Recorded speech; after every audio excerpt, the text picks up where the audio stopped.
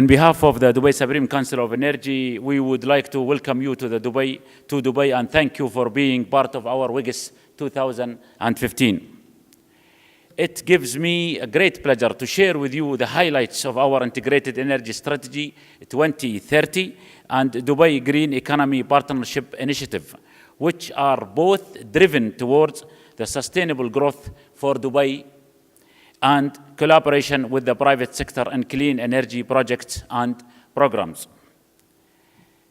As you are aware, the exceptional growth of energy demand during Dubai infrastructure boom has raised the need to seek smart strategy towards the security of supply and diversification of fuel sources. Therefore, we set energy efficiency and sustainability targets high on our agenda to cope with the required demand in the energy. The Dubai Integrated Energy Strategy was deployed in 2011 to deliver the following objective: security of energy supply, diversification of the fuel sources, streamlining the function of the energy sector to boost energy efficiency and synergy. Develop the regulatory framework required to drive implementation and attract private investment in clean energy projects. Through the establishment of the Dubai Supreme Council of Energy as a governance platform to drive this energy strategy, we have implemented the Dubai Sustainability Energy Model to build capacity and drive strategic direction. In pursuit of the vision of His Highness Sheikh Mohammed bin Rashid, the UAE Vice President, Prime Minister, and the ruler of Dubai, to build a green economy for sustainable development, we have launched the solar park demonstrating Dubai's commitment to harness renewable energy and create business opportunity in the clean energy sector. The 13-megawatt PV solar project is operational, and the next phase of 200 megawatt has been awarded and shall be commissioned in 2017. Now, Dubai is in the process of planning for additional 800 megawatt of solar power, scaling up to 3,000 megawatt by 2030. On the other hand, we have launched several programs and projects to drive building retrofits, energy service contracting, solar rooftop, electric vehicles, charging stations, and other smart technologies. We have been actively engaged with local, regional, and international entities representing government, industry, financing, and NGOs. These engagements provided a good benchmarking tool to assess where we are now and where we want to be in the next phases. We employ a thorough evaluation of what is available in the region and globally, then devise our own plan to implement in Dubai. This fits well with our approach to promote the public-private partnership. Ladies and gentlemen, I would like to close this speech with the following note.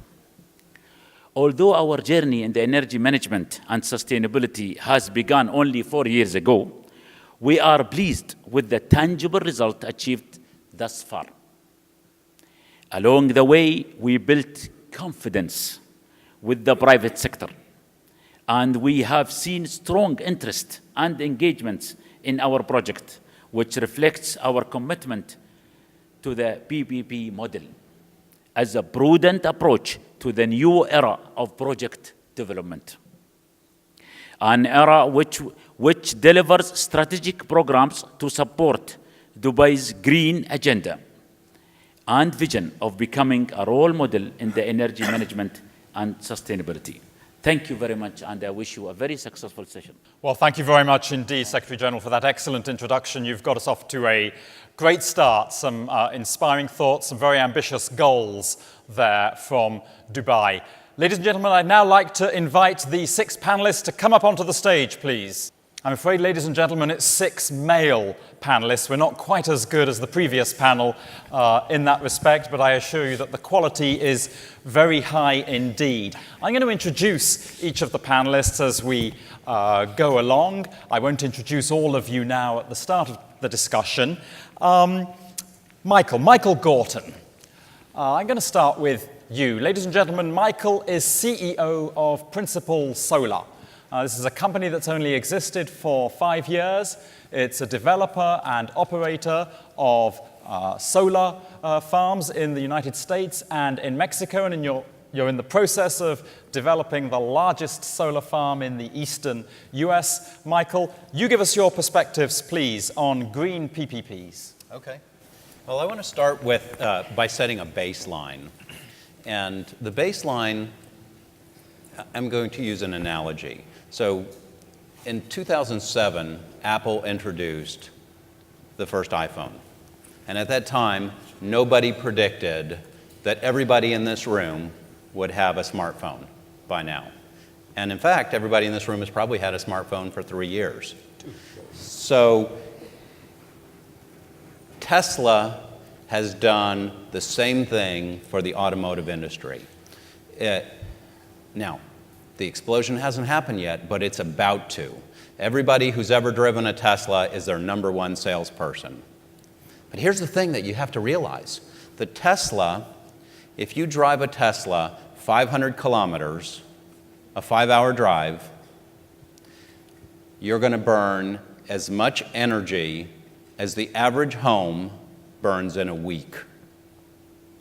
Think about that. In 5 hours in your vehicle, you're going to burn as much energy as a home burns in a week. So what happens when the electric vehicle takes off like the smartphone has? There's no power companies that can build power plants that fast, except solar. And so my company is in the process of building what will be the largest solar power facility in the eastern half of the United States. It's 2 projects. The first one is 100 megawatts. The second one is 92 megawatts. We'll finish 100 megawatts this year. By this time next year, we'll be done with the next 90. We are building these projects with very essential ingredients from the public and private sectors. The way we will finance these projects will be with debt in a very small amount. In our particular case, our debt is going to be about 25% of the total project. The place where the vast majority of our capital expenses comes in is from tax benefits. In the States, we don't have what we do have is an investment tax credit. And it's such a big number. In our particular case, it's $100 million. We don't have $100 million worth of tax credits. So we go to our friends at GE, who does have a big tax credit, and we say, we'll sell you these. So it's kind of a 2-step process. We sell them to GE. GE uses them so that they don't pay taxes.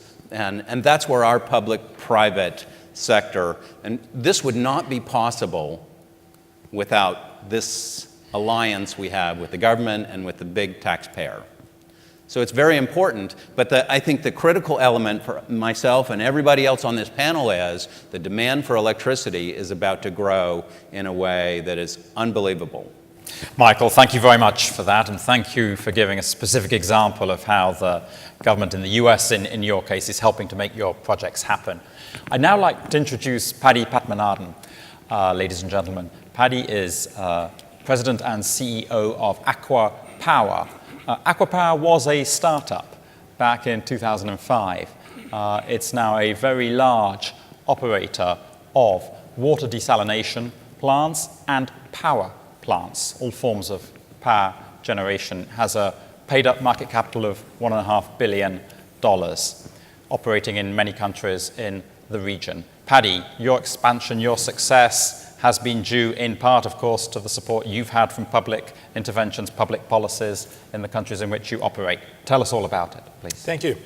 Thank you. Thank you very much for that generous introduction.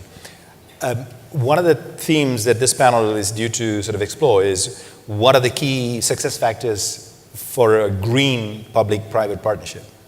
And I think it's very easy for me to answer this, particularly given the fact that we've just recently been awarded a tender here in Dubai. And we were able, through that tender, to deliver what has become very well known as a stunningly low tariff, or setting a new tariff benchmark for photovoltaic power. Because the answer to that question is very much wrapped up with that. So the kind of, when we think about power delivery, so what is it that we are doing? Well, power plants get built, they need to be financed, and then they need to be operated in order to deliver the service.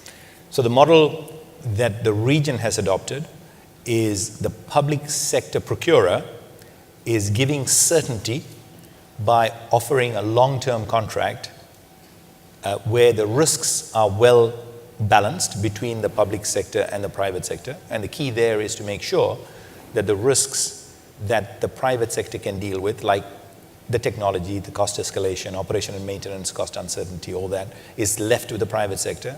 And the public sector gives the commitment to buy the electricity that is going to be produced over a very long term. Now, we have time and time again demonstrated that if we can have that kind of policy certainty, a performance track record on the part of both parties, that is, on the part of the public sector procurer, where the public sector procurer has pretty much over time done what they said they were going to do and honored contracts and behaved responsibly.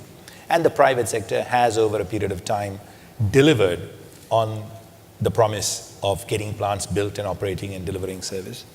So if the contracts have got good risk balance and there is this sort of certainty and confidence, then we can get the projects very competitively financed. Now, in the case of a green economy, and in the case of renewable energy projects, one of the important things, there's a piece of good news and there's a piece of bad news. The good news is that we have no fuel cost. Good Lord has not figured out how to charge us for it. I'm sure He never will. So we rely on that fuel and there is no cost to it. So we have no price fluctuation over the time. So this is good news. But the bad news is that the capital cost of these plants are significantly higher than fossil fuel-based plants. Depending on whether it's gas, oil, whatever, it tends to be many times, a couple of times more at least, to sometimes many times more. So we need quite a significant amount of financing. So it's extremely important to find ways of getting that financing cost down as much as possible, because that cost will contribute to the tariff otherwise. So Dubai project was a fantastic case of where many things, all the good ingredients came together. Dubai, well, now they're my clients, so I'm speaking about them, but the fact of the matter that we found during the preparation of this project is that Dubai actually has, and DEWA particularly has, an exemplary track record in sticking to policy, honoring contracts, gives a lot of confidence to the financing market. We ourselves have a good track record of delivery, so that came together. The contract that they put forward was very well balanced. So all of that allowed us to structure for the first time in this region. In this region, we have had privately financed power projects for 25 plus years. But for the first time, we were able to structure 86% of the project cost as debt.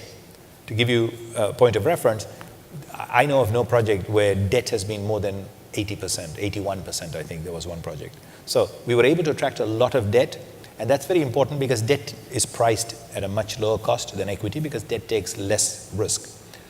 So equity was only 14%. We were able to attract this large pool of debt for 27-year tenor, which is the longer the tenor, we're able to amortize the repayment over a longer period, the tariff is down. And on top of all of that came in at a very competitive all-in cost, below 4% as an interest rate, all in. I've been very public. Even on the equity side, we respected the confidence of DEWA, the nature of the contract, by factoring in a 10% return for the equity, which was also lower than on other type of projects. So all of that brought the whole of the financing cost down. In the case of a renewable project, something like 35% of the tariff, so this 5.845 tariff, which has become well known in the world, 35% is coming from the cost of financing. And we were able to bring that, keep that very tight.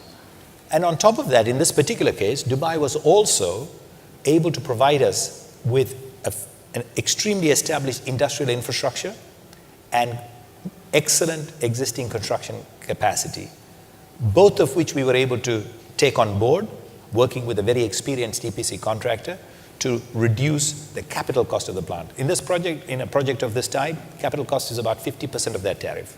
So even that 50%, we were able to optimize by using the efficient construction capacity and the competitive industrial platform that Dubai offers for the balance of plant construction.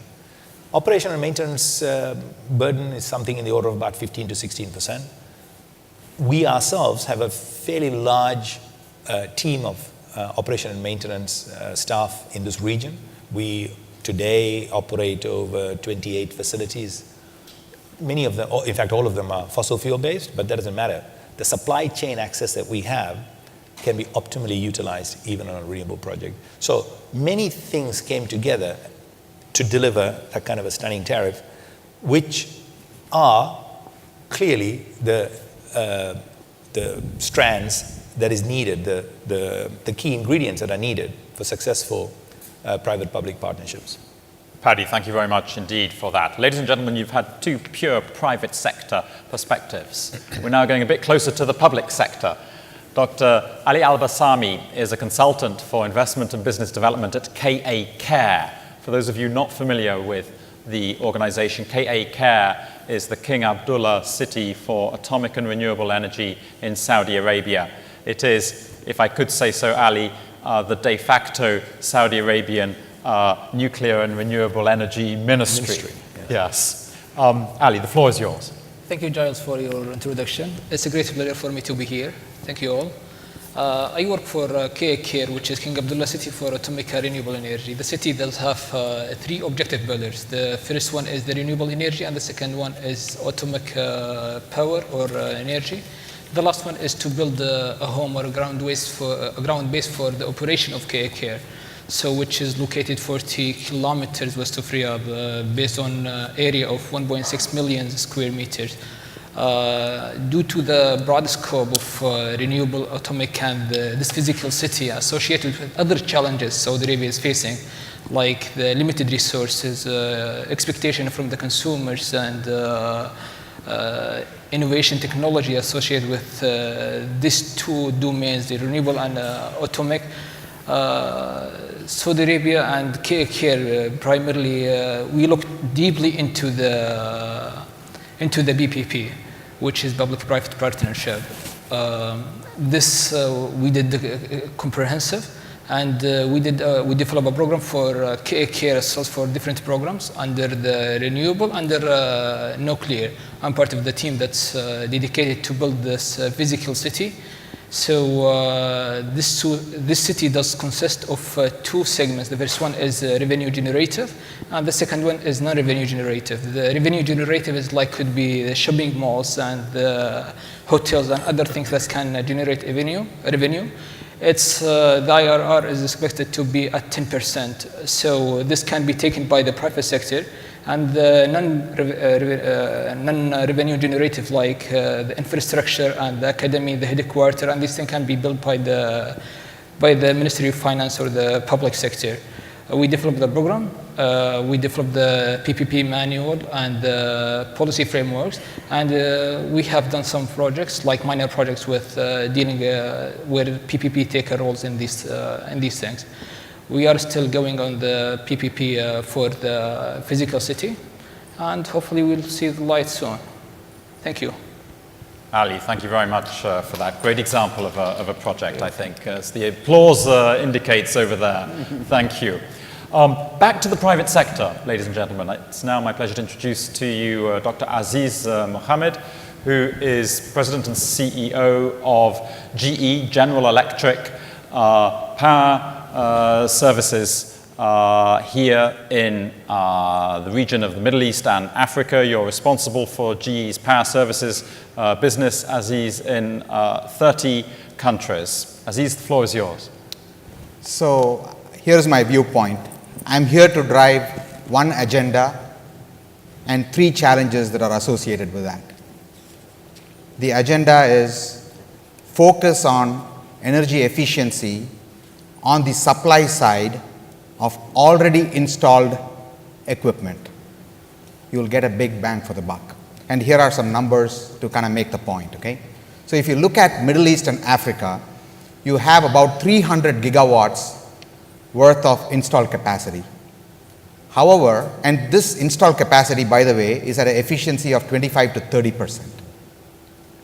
The new adds that we are adding every year in this whole region is only 10 gigawatts, and it's already at the efficiency rate of 55%. So by just saving 1% in efficiency of this 300 gigawatts of power that is installed, you take out 3,000 tons of carbon emissions every hour, okay? So the case is tremendous. And when you want to go from a 25% efficiency to a 35, it is much easier than to go from a 55 to a 65. There doesn't exist a 65 today, for FYI. So this is really the point that I want to drive. So focus on supply side installed capacity. Now there are 3 challenges that are associated with that. And in fact, I saw those 3 challenges embedded when the Secretary General kicked off the speech today. The first and foremost of it is policy. So today, our assets are still operating across the board under antiquated policies which does not incentivize efficiency, either fuel pass-throughs or inflexible PPAs or so on. And the only entity that can help us with this is the government, to kind of help bring the various parties together and say, hey, here is how we are going to work a framework which will incentivize you. The second one that I would say is adoption of new technologies and materials and so on, okay? So if you look at a simple industry like the transportation industry outside, you guys have heard about Uber. It's a taxi business that they have taken and revolutionized it and made it so operationally efficient by the use of software, data, and analytics. What if we take that and apply it to our industry? In my opinion, what physics says is possible to what is actually happening, the gap can be closed significantly using the power of data and operational efficiencies and so on. Okay. And finally, and the most important thing again, is building capability. Today, the problems in this region cannot be solved from people sitting in the US or in Europe. So which means that technology, R&D have to be built in the region with people that understand the region. So I think these are really the 2 challenges that we need to address, and this is the point that I want to drive. Thank you very much for that, Aziz. I'd now like to introduce to you, ladies and gentlemen, someone to whom you owe a debt of personal gratitude. And that is His Excellency Ahmed bin Shafar. He is CEO of Empower, which is the Emirates District Cooling Services Corporation. That is the company responsible for providing cooling wherever you go here in Dubai, hence your debt of personal gratitude. In fact, it's the largest district cooling company in the world in terms of capacity. Your Excellency, the floor is yours. Please. Good afternoon, ladies and gentlemen. It is actually we are the model for the green public and private partnership. Well, let me tell you how this happened. Government of Dubai always have initiative, and one of the initiatives is Empower. The reason why they come up with this company, they have conducted study in 1999, and they said they need to come up with a company to help them to continue the growth and the growth of in terms of developments and expanding on the urban planning. And the only way that they need it, they need to provide a lot of powers to cater all this project. In order to do it, they need to see the most sufficient elements in the electricity consumption. And they found that the most consumption of our electricity bill on this part of the world come from the air conditioning. 70% of our electricity bill, it come from the air conditioning. Therefore, by using the district cooling, it will shave about 30 to 40% from the electricity bill. And it will help also to reduce the CO2 carbon from the environments by using very friendly source of energy, which is the district cooling. We have started Empower in 2003, and the reason when we put up that business for 3 projects only, the DIFC, Jumeirah Beach Residence, and Healthcare City, and it was almost just like a company for a base of 160,000 tons.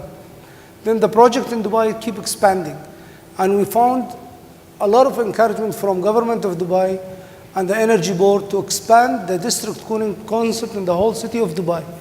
Now we are covering most of the main projects in Dubai, and our capacity reached 1,045,000 tons. That's mean how much did we save electricity? Or people say, what is this 1,400 tons? For example, the whole Dubai World Trade Center, it's about 4,000 tons or 5,000 tons, the whole hall here. So that it will show you what's the size of business that we are having. Number 2, we save around 834 megawatt of electricity over 10 years. This is really saving, and this is our requirement here on this part of the world. And the district cooling is considered one of the most efficient systems that we have adopted a lot of technology by spending in R&D, and we have replaced the portable water, which we use for district cooling, by using the TSC, treated sewage effluent. And also we have used more efficient system by going toward the thermal storage tank, where we are shaving our peak hours.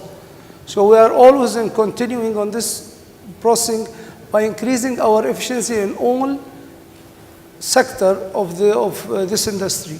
And I think Empower, it's the right model.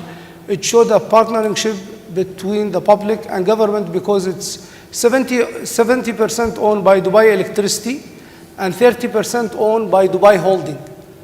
So Dubai Holding is considered one of the arm of investment in Dubai, and they have the biggest bank of land in Dubai.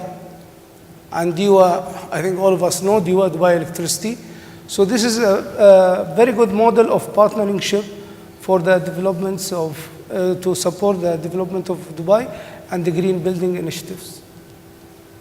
Your Excellency, thank you very much indeed for that. So you've had 5 sets of specific examples, ladies and gentlemen. I'd now like to ask the United Nations to try and bring the strands together from your uniquely global perspective. And it's my pleasure to introduce to you Dr. Pradeep Monga, who is head of energy in UNIDO, that is the UN Industrial Development Organization based in Vienna. Pradeep, the floor is yours. Thank you, Charles. Thank you for this opportunity. After hearing such a good esteemed panel on various issues at the national and global level, let me draw your attention, ladies and gentlemen, to the issues what we call in UN system, global challenges require global solutions. And that's where we believe in UN system that green public-private partnerships is the way to go. For instance, in UNIDO, which stands for United Nations Industrial Development Organization, focusing on inclusive and sustainable industrialization. For us, green industry is a way to go for green economy, green jobs, green societies. Given the enormity of global challenges, whether we talk about energy security, climate change, food security, and others, no UN system agency can do it alone, nor one member state can do it alone. It has to be done in partnerships. Partnerships, especially between public and private institutions. And that's where UNIDO has embarked upon 3 levels of global partnerships, what we call green public-private partnerships. One is at the global level. UNIDO was very much involved in initiating sustainable energy for all from 2009 to 2010 onwards. And now it has become a global initiative focusing on 3 goals: access agenda, energy efficiency, and renewable energy, doubling by 2030. And that's where it has become a global partnership of governments, UN system, development banks, and of course member states and communities at large. But here the private sector is a niche area where it will really take it further to achieve the target of having access for all 1.3 billion people by end of 2030. It cannot be done by any one partner. So that's where the global public partnership is there. UNIDO has also launched this global green industry platform, and it's again bringing industry on board. Like for your instance, like in UN system, UNIDO is the only agency have organic link with industry and private sector. And that's why we are promoting green industries, that is creation of new green industries, but also greening of existing industries. And for both, we are looking at public partnerships. Second area is we are looking at strategic partnerships. And here we are really bringing in issues like two global partnerships, but is CTCN, Climate Technology Centers and Networks. It is a global partnership created under UNFCCC, United Nations Framework Convention on Climate Change, for technology transfer. And this is a mechanism we'll try to see whether we can have South-South cooperation there or from North to South transfer of technologies. That is one. Second, global clean tech innovation partnerships. Again, how do we promote innovation ecosystems in countries at the regional level or at the national level to have innovations in green technologies? And third most important green public-private partnership is knowledge partnerships. And there we are looking at regional centers. Regional Center for Green Technologies, Sustainable Energy Technologies. That is to bring down transitional costs, but also bring out the economies of scale, bringing the harmonization of policies in place, and of course promoting innovations. And that's where we believe the regional centers can play a very important role as a partners. And I'm very happy to announce that today afternoon itself, we signed a very important partnership on regional business incubators with His Excellency Secretary General of Dubai Supreme Council of Energy. Basically, again, UN system is joining hands with Supreme Council of Energy in Dubai to promote this regional partnership for business incubators. So just to close my remarks, Charles, I'll just say that for us in UN system, we follow what we say famous African saying, if you go alone, you go far, you go fast, but if you walk together, you go far. And for us, green public partnerships are to go far together between public sector and private sector. Thank you.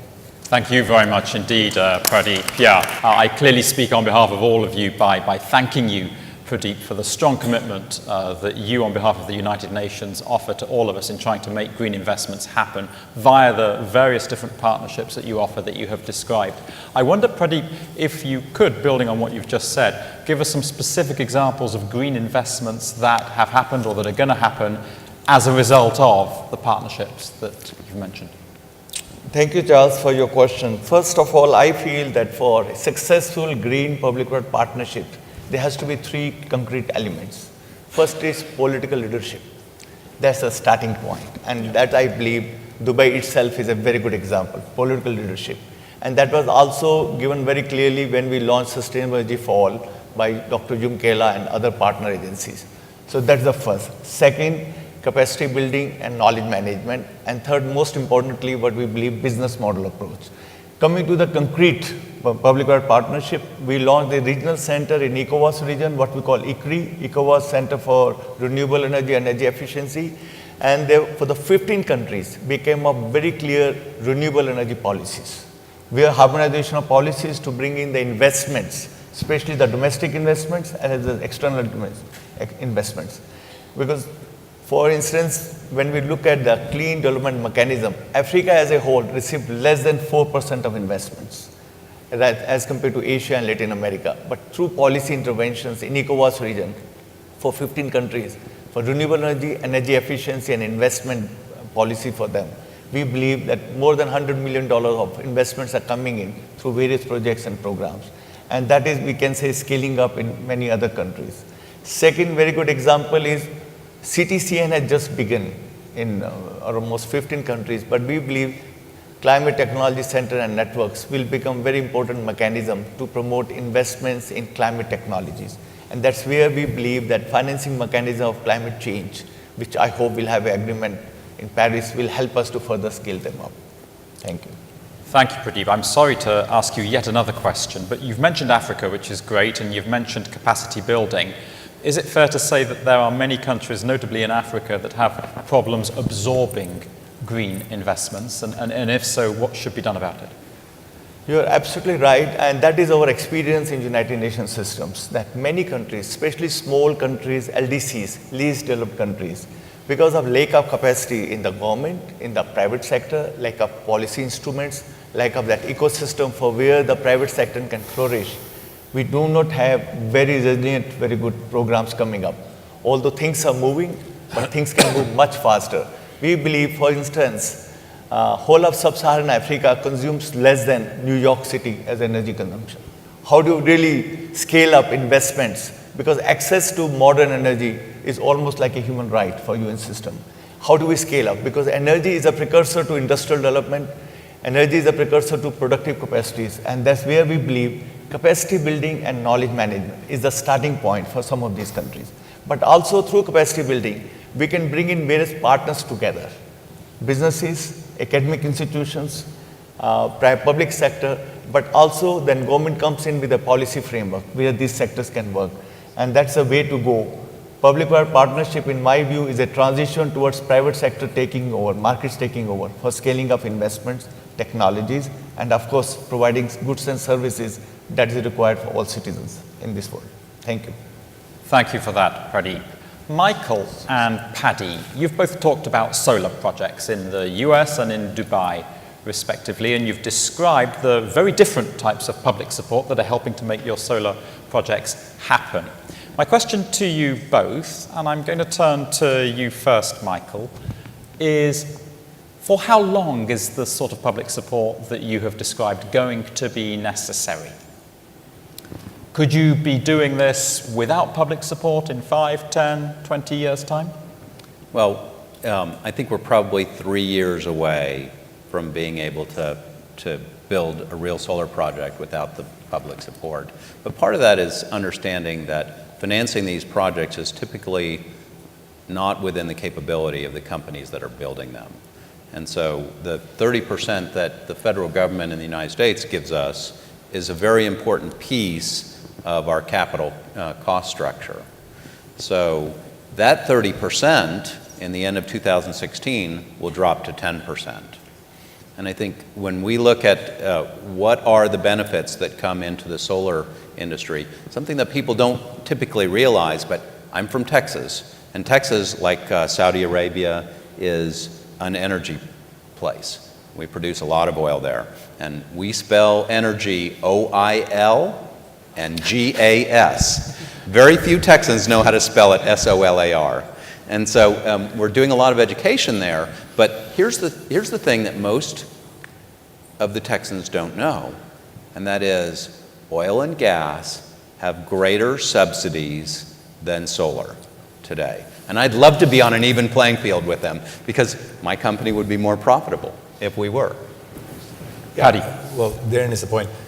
In this part of the world, the MENA region, where for whatever the reason, the governments have decided for the foreseeable future to continue to provide energy, and desalinated water is very much linked to energy, at subsidized prices to the retail market for socioeconomic development, whatever the case may be.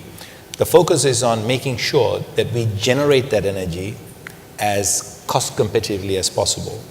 So the model is very straightforward, and Dubai is pursuing that model. You have a central procurer that is procuring the bulk and then getting on with dealing with the retail. So we don't need any, as is being now seen here in Dubai, we actually don't need anything else other than the commitment to buy, because we are able to deliver at a very cost competitive price already for that segment, to respond to that segment of the load curve. Dubai has established that they have no other means, they cannot supply that 200 megawatts that they are buying now from us at a cheaper price using anything else. Solar is the most cost competitive way for that segment, not for the whole amount of energy, but for that segment of the load curve. That energy, that extra amount of energy that they use between 11 o'clock in the morning and 4 o'clock in the afternoon when the sun is shining. When the sun is not shining, by the way, that energy is not needed, because, and the solar power plant, guess what, will not produce it. because immediately our demand drops, because a significant amount of energy consumed in this part of the world is tied up with space cooling, whether it is homes, whether it is industrial premises or domestic premises, commercial premises. So we are already at a cost competitive basis compared to anything else. So you can even throw subsidized fuel at it now, and we are cost competitive now. And it'll get more and more so as we deploy more and more, because the cost will continue to keep coming down. Will there be a point in time, Paddy, where you don't need the public sector commitment to buy? The only time when we will not need public commitment to buy is when the market, the retail market, has been liberalized, where we are able to then completely retail, just like in, say, Turkey or other markets which have got a liberal retail market. So that is the impediment for the future. But hey, I don't think we need to get too focused on that at this point, because there's enormous amount of saving to be made, enormous amount of subsidies to be taken out of the system by just focusing on making sure that you deliver the generation with the most appropriate fuel mix. And just like my colleague there was talking about, by repowering existing plants, by upscaling the efficiency. So what is the story about upscaling efficiency? It's very simple. So all what we are saying is, for the same unit of fuel that you put in, you now can get double the amount of energy, electricity. So unit cost of electricity will be half. Very simple. So there is enormous amount of opportunity that we can get on with before starting to tackle, and I think ultimately we will, the retail side of it. Okay, thank you for that. Clearly the design and structure of the, in your case, electricity market is key to the nature of the public support that has to be offered. Aziz, I'd like to turn to you. I think you were quite right in highlighting energy efficiency on the supply side. A lot of people think energy efficiency is just a demand consumption play. No, it's a supply side play, as well, as you rightly pointed out, and it was great to have your figures for the CO2 gains you get from retrofitting existing power plants. You said that the policy incentives are not currently in place to incentivize the investments that need to happen in modernizing the installed base. What sort of policy measures do you think might help? Okay, so let's take an example of a power plant, okay? Let's say that I'm a plant manager of a power plant that is producing 1 gigawatts. Fuel is passed through for me. It doesn't matter if I waste fuel, how I produce the electricity, as long as I produce a certain amount of electricity. Or I have a PPA, a power purchase agreement, which just says keep yourself available or produce so much electricity. It doesn't talk about efficiency. Now I am incentivized to just keep this plant running at the expense of a national wealth. Okay? But that is kind of how the power plant is incentivized. But now if the government comes in and says, hey, for the greater good, I am going to go and invest, or I am going to kind of modify the PPA in a manner that you are incentivized and your objectives and my objectives are aligned, then I protect the national wealth. Cost of electricity kind of goes down. I keep the stuff in the ground. And so this is really what the government can come in and do. We see that happening in some places, it's starting to. But for the vast majority it's not. I know that India introduced a Perform Achieve Trade scheme a few years ago to incentivize investments in energy efficiency in power plants. So power plants in India were given benchmarks, and if they reduced their energy consumption against those benchmarks, they were awarded certificates which they could then trade. The scheme is still in its early days, I think, but it's an interesting model. And just to throw numbers, these numbers are not simple. Like if you look at a 1 gigawatt plant, which is not like a really big plant, right? If you save fuel for efficiency by 1 or 2%, you put $10 million worth of profit back in the pocket of the government or the plant or the asset. And these things kind of add up, right? So the numbers are pretty staggering. Yeah. But it's just that we need that help from the government to kind of push us in that direction. Sure. I mean, no, absolutely correct. But the good news, it is starting to get recognized. The newer PPAs that are coming out for capacity, for example, in Saudi Arabia, they're actually specifying minimum efficiency. So, in fact, about a month ago, one of our plants, a 4,000 megawatt single plant, 4,000 megawatt combined cycle gas-fired power plant came on the system. Net efficiency of 52.4%. It is the most efficient power plant in the system in the region today. We have got another plant under construction where the net efficiency is even higher. So, and these are coming about because, for precisely the reason, I mean, if the PPA does not mandate, then there is no reason. I mean, we respond as a service provider to what the customer requires. So now the customer does recognize the benefits of efficiency and is starting to stipulate that. And there is a penalty if you default, if you consume more, a fairly significant penalty actually, the minute you start consuming more fuel. Thank you. I'm going to ask one more question, then ladies and gentlemen, I'd like to give you the chance to ask questions so you can be thinking about it. Your Excellency, I liked what you told us about district cooling. Clearly the ownership model that you described is a key element of the public-private partnership here in Dubai for your sector. I live in Northern Europe where district heating is a big issue, and we complain there are not enough government incentives in place to make district heating happen because combined heat and power, of course, is much more efficient than doing heat and power on their own.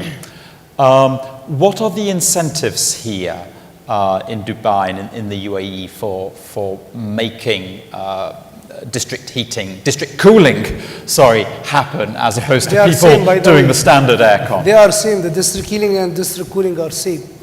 But one with chiller, the other with a boiler. Okay. Boiling for heating and chilling for cold air.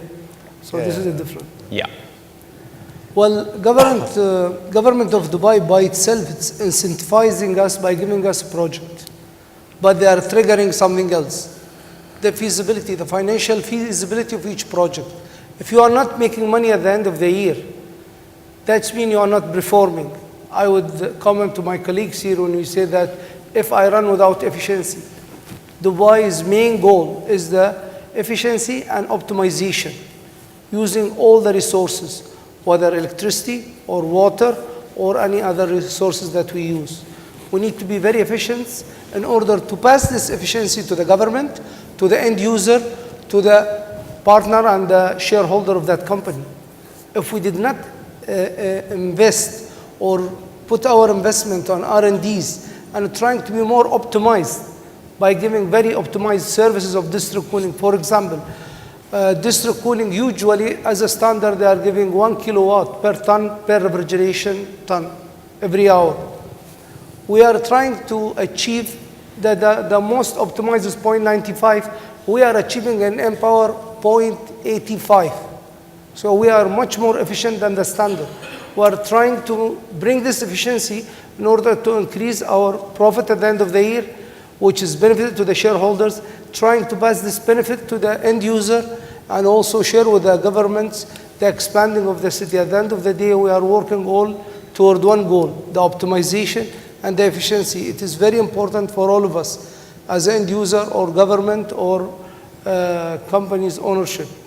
So this is very important for us. Dubai by itself, it's incentivizing us, as I said earlier, by putting a lot of challenging, whether coming from the rulers, it come from the government itself, from the subsidiaries, the owners, that they need us to do always we are striving to the number one, which is our goal always in government of Dubai. Do it to be the leader, not to be the follower. Because nobody remember the second one, they remember number one, and that's how we are running. Okay, thank you very much for that. Yes, Pradeep. Charles, just since we're on the topic of energy efficiency and we're talking about power utilities, heating and cooling, like Excellency mentioned, in general, we do believe that energy efficiency is low-hanging fruit so far as industry is also concerned. And that's where the maximum scope lies, both from energy security and climate change. For instance, putting energy management systems in place, and that's where, especially for SMEs, small and medium-scale enterprises, we feel there's a huge scope, huge potential. And in general, we are also following this ISO 50001 compliance, wherever there's a voluntary standards, but bringing in systems optimization approach. We believe that's where the maximum benefit of energy efficiency lies. And that's where we believe that it's also linked to water efficiency. it is also linked to resource efficiency. So together we can achieve almost 30% efficiency in industry alone, provided we go through energy management systems, global standards, ISO 50001, and system optimization approach. Thank you. Yeah, fully agree with that. Energy management systems are key, not least when we're putting more and more intermittent renewables into our energy systems. Okay, anybody from the audience like to ask a question? I'm an environmental consultant.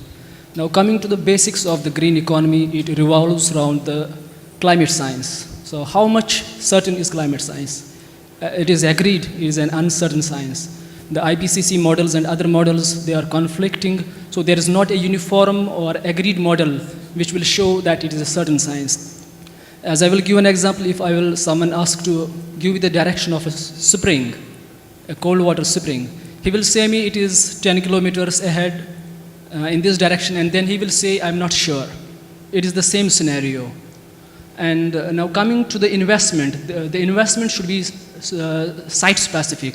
Like in UAE, it has a huge coastline. It can invest in tidal based business rather than solar, because solar at the present is amongst the renewables the least efficient, maybe less than 10% efficient. And within coming 5 or 10 years, it will be then an electronic scrap. So invest in good technologies. And nuclear power, it has the tremendous potential. My suggestion to UAE government is to invest in the nuclear sector. And it will be having another advantage, because in future it will be a hydrogen-based economy. Presently, the concern is hydrogen, we have to produce it, we have to separate the water. So it is said that nuclear energy can help us in producing the hydrogen. And if you have, say, for example, 10 hydrogen-based cars, which you will drive, then they can provide you the energy when you park it, which can light the whole skyscraper. So this is just my suggestion, not the question. So invest in hydrogen-based economy and nuclear sector. And solar energy is not a good option at the moment.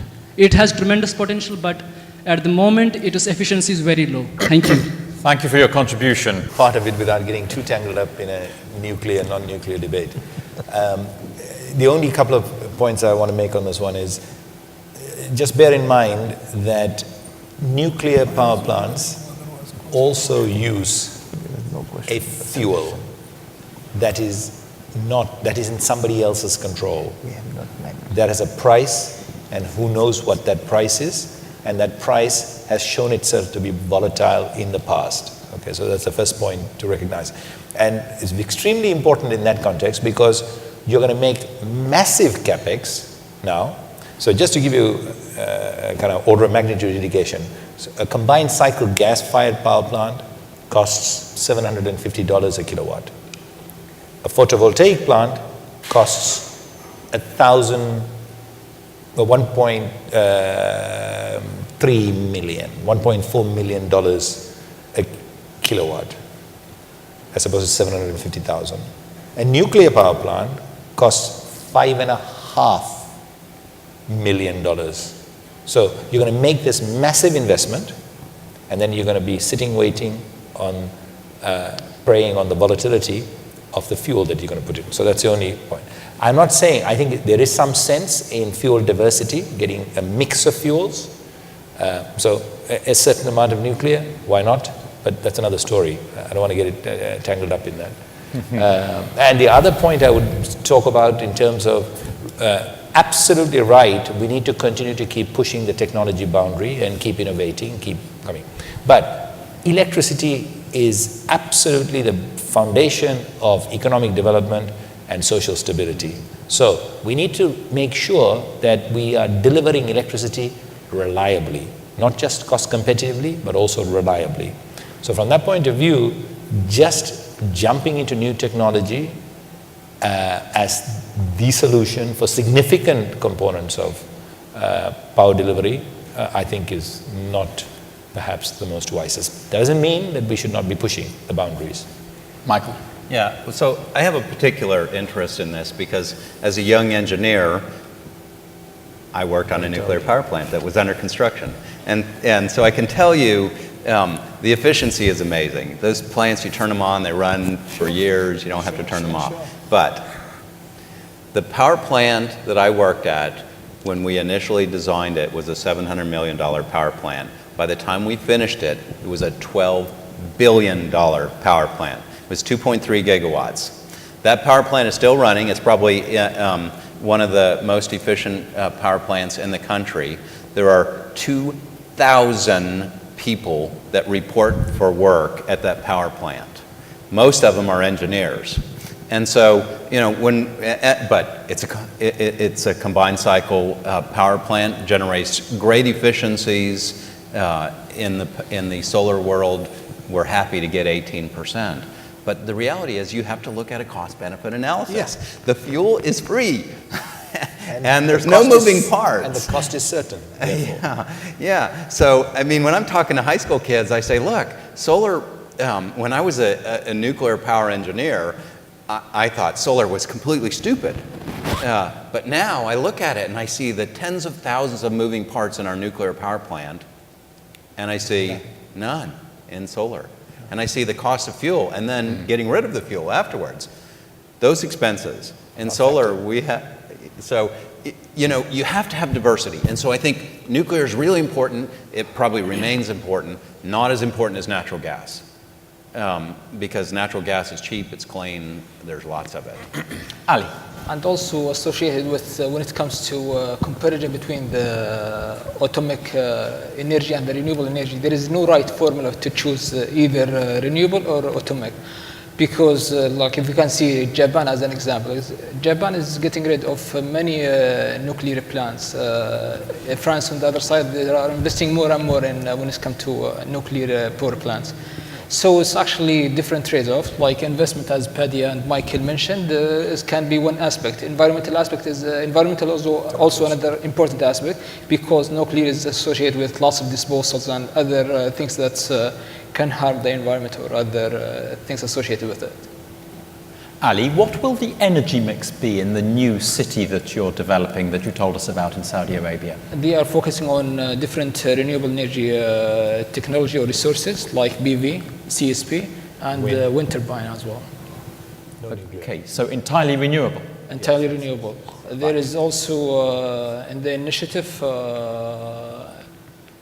18 gigawatt of nuclear power. That's in the macro initiative. On the time frame to 2040. Yeah.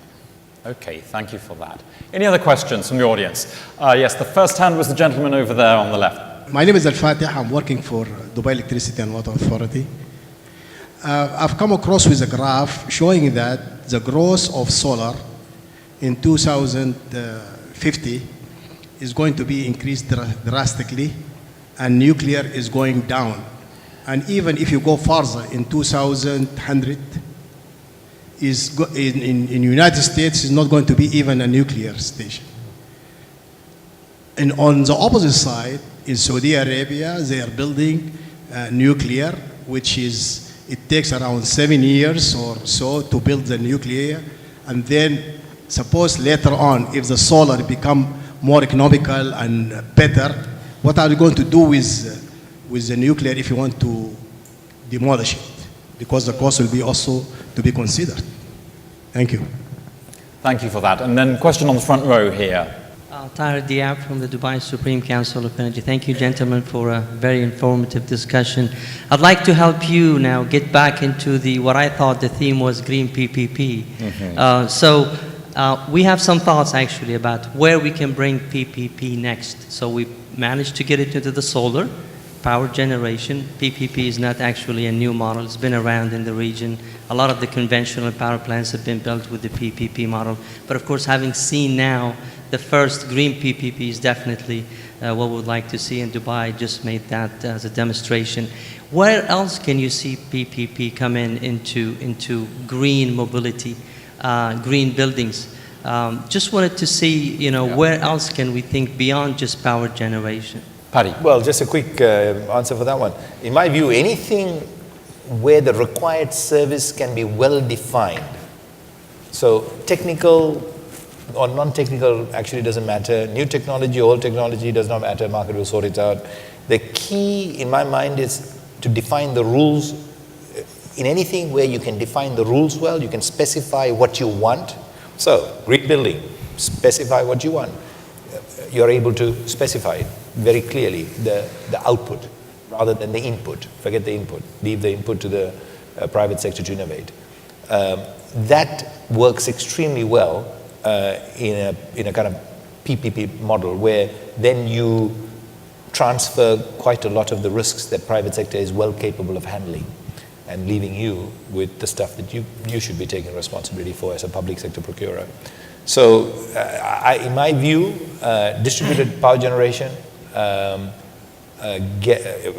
I don't want to get back into generation, but is an obvious one where you don't have to be just looking at PPPs only for bulk plants, but also for all the scattered plants. You can look at it for green buildings. The facilities that government Dubai use, can be converted into PPPs. Well, theoretically, by the way, even prison services can be PPPs, provided, as I say, you can define what you want. All the way through to transportation, PPPs. And these are all extremely well tried and tested across the world. So there are lots of lessons that can be taken and adapted for the Dubai specific needs. Mm-hmm. I'll give one real life example. Now it's a little bit outside my domain, but this is something my GE has done on the demand side. This is in the city of Cleveland as well as San Jose, where the city has entered into a partnership with the GE lighting division to go retrofit all streets, public places with LEDs. Now, overlaying on top of the LEDs are the Uber-like model that I referenced earlier, where you bring in the software, you look at the traffic volume and everything and adjust the lightings accordingly and get this additional part of efficiency. That has turned out to be quite a successful one. From inception to execution, you saw it happen within a year period, So I thought that was pretty fantastic, and that was driven by the government. A very good example in our backyard, and this is the first chapter in this book called Abundance. Abundance talks about these future technologies, is Masdar City. The first chapter in this book, it's a New York bestseller, is about Masdar City, where this is the kind of vision it's driving.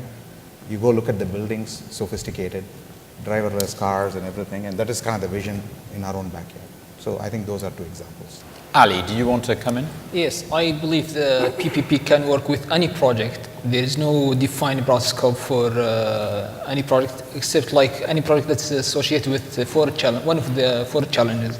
The first one is the globalization. Second one is limited resources or skills, labors.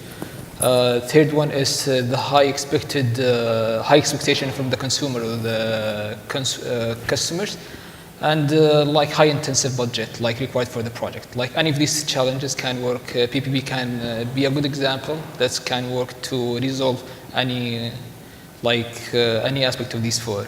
So I believe it can work with any projects as long as we see in this one of these challenges is experience with creating this industry or creating this project or make it see the light or these things.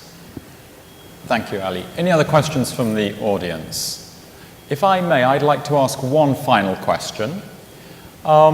You've done a great job, gentlemen, in describing the different forms of public intervention that can help make green PPPs happen. You've talked about the ownership model, subsidies, tax credits, guaranteed purchase, policy incentives for energy efficiency investments. And of course, from the Secretary-General at the start of the session, we had perhaps the key public intervention, which is the clear policy vision and goal and target. In your specific case, Secretary-General, the 3 gigawatt solar target for Dubai.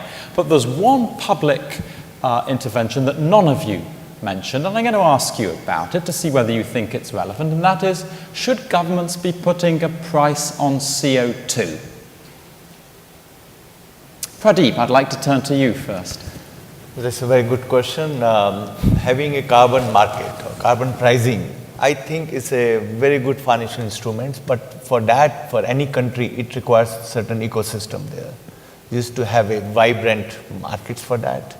You should have very high level of ownership, both in the government on the policy side, but also the private sector. I mean, it's nothing like only government can do it or private sector, it has to be together. And the moment you put a pricing of the carbon or CO2, I believe that is the long-term vision everybody would like to go for, because that's where the efficiency kicks in, that's where the green technologies comes in, and that's where the investments, consumers, producers, all are coming on the same level, provided it is a level play field for all technologies and all systems. That is very important. Michael, 10 of the 50 states of the US have cap and trade. If all states had it, would it help your business?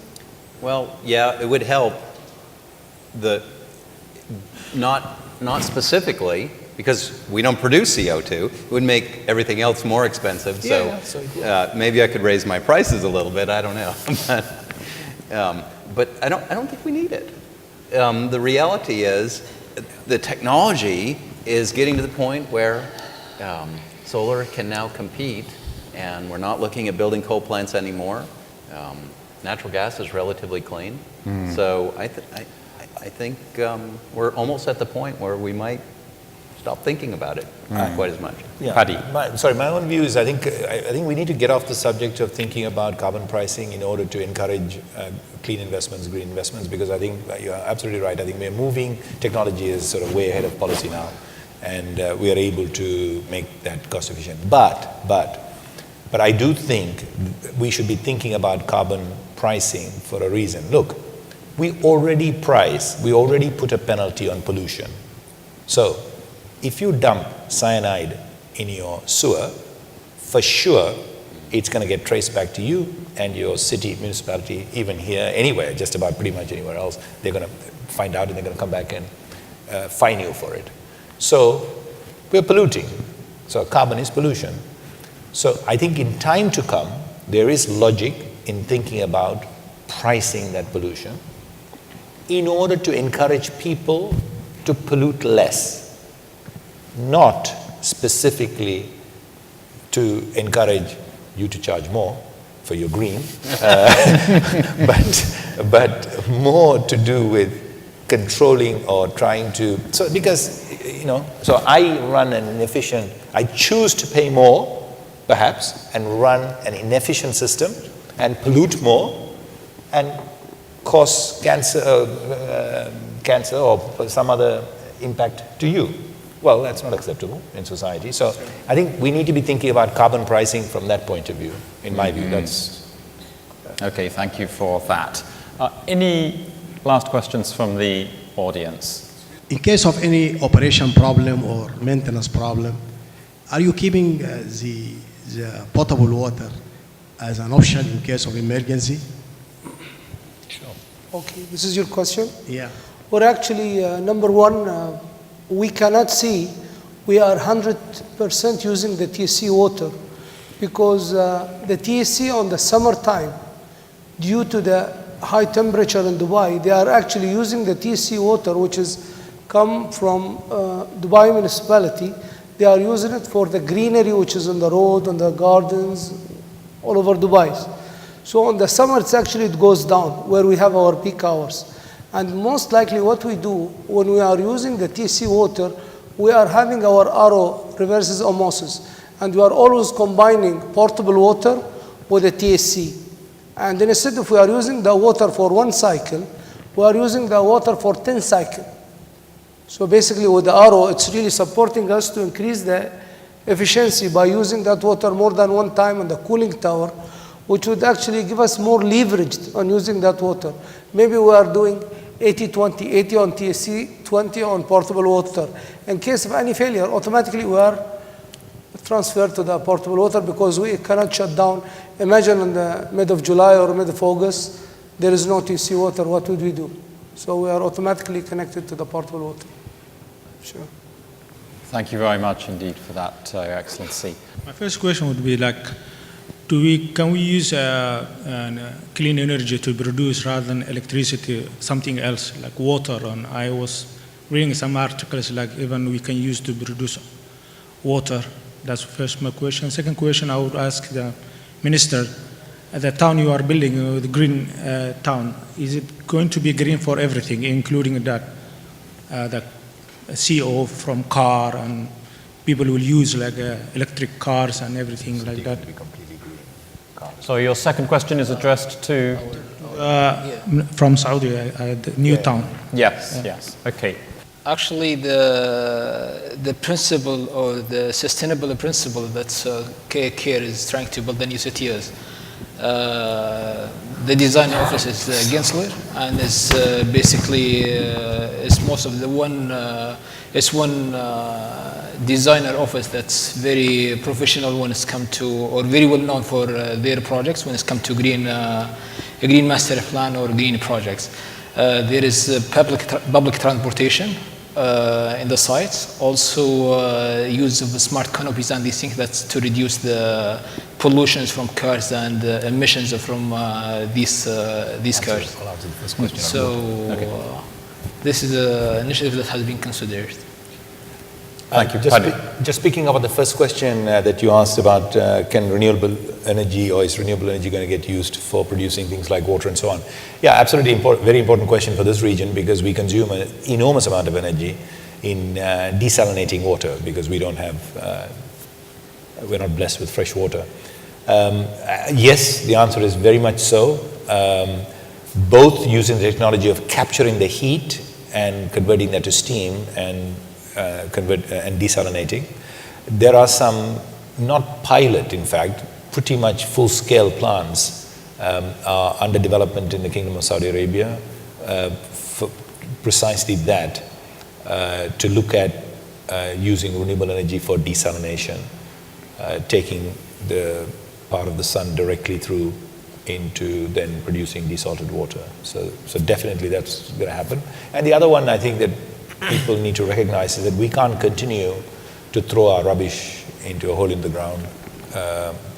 It's environmentally responsible, but also we're going to run out of space. So we will start to look at the waste, municipal waste, industrial waste, all of that as a resource as well. And we would start to recycle more, and we would start to use the residue in order to then convert to heat and to electricity and so on. So there's a lot of advances now that are quickly taking off in all these subjects. Also related to this question, two desalination plants in Saudi Arabia were built using solar power. One in Farasan, which is the southern region of Saudi Arabia, and one in Al-Wajh, which is on the western side of Saudi Arabia. Yeah. Also, there is a collaborative efforts between the KKR as well as the SUEC, which is the Ministry of Electricity and Water in Saudi Arabia, to develop the value chain and create an industry of building a new plant, water desalination plant using the solar resources. Thank you. We also have another question here. Yes. Last question now. My name is Hanna Zaghloul. I'm the CEO of Khawar Energy from Jordan. My question goes to Paddy from Aqua. It is, first I would like to thank you for being very transparent in stating how you were able to achieve the price for DEWA. And clearly you have indicated that the power purchase agreement played a role in that, and also the other factors. So there is a great interaction between the public and private sector in this manner. Would you be able to see that such an ingredient can be repeated in other countries that you are working in, like in Morocco, Saudi Arabia, or Jordan, in order to be able to achieve something like this and set a new parameters? Thank you. This is the kind of discussion that's happening across the board. When I look at Nigeria, South Africa, right? It is kind of spanning the whole thing, even in Morocco. It's just the speed that is in question, right? It is not the intent, because when you kind of put a logic like this in front of people, it's very smart people we are dealing with, but there are associated, so when you're used to doing things for decades in a certain way, it just takes time to kind of shift, yeah, right? Correct. So, but definitely there's acknowledgement of this. Answer to your question, what Dubai tariff has achieved, and it's a very repeatable tariff. So tomorrow if Dubai tenders a project, and it will be tendering the 800 megawatt, I have zero doubt, provided the interest rates, which is not in Dubai's control, in my control, or anybody else's control, it's in the guy who has the printing press in the United States, the Fed rates, if the federal interest rates change, that will impact because the cost of money changes. But provided that remains the same, I have zero doubt the 800 megawatts will be at a lower price. So it is, so the benchmark has been established and will continue to keep driving that cost down. For the region, answering your question, excuse me, there are many ingredients that go into the tariff. There are many cost components. They're not the same everywhere. Jordan, cost of construction is different. credit environment is different. I think what this tariff has established, though, PV is not double digit anymore. I think I can confidently say anywhere in the world where the resource is there, obviously, forget about it, putting it in Greenland, and where land costs are modest to pretty cheap, photovoltaic tariffs are in the single digits now. If you want a global sort of number that, because we've run different models for our own benefit, for our own interest, because we are operating in several countries like Morocco, Jordan, and so on. So we've run several models. What is coming clear to us is that a kind of 8.5 cents, 8.5 cents per kilowatt is not a bad number to use for people in this part of the world as a first order for estimating. Saudi Arabia, no question whatsoever, it's below 5.85. So different countries different, but yes, the answer to your question is yes, the costs are coming down. And for that segment of electricity, this is the most cost competitive way across the spectrum, because fossil fuel based plants in those countries, the alternative cost will be higher. So this is the solution for about 10 to 12% of the electricity today across the region. Afraid we are out of time. I hope you agree with me. That's been a really good discussion. Please thank our panelists.